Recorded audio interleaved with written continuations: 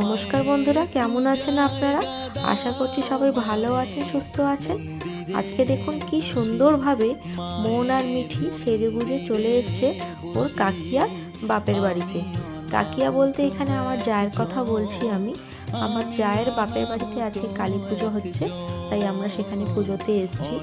আর মাকে দেখুন কি সুন্দর লাগছে, কি অপূর্ব লাগছে। এখানে সবাই মায়ের ঠাকুরের গান গাইছে আর ঠাকুর মশাই পুজোর জোগাড় করতে ব্যস্ত।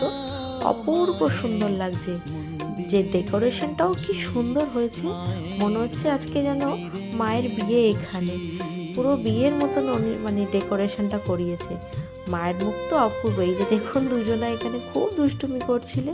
ইনি হলেন আমার কাকি শাশুড়ি, আমার মেয়ে ওনার কোলেই রয়েছে। আর আমরা খুব সারা রাত সুন্দর করে পুজো দিয়েছি, খুব ভালো লাগলো। দিনটা রাতটা খুব ভালোভাবে কাটলো।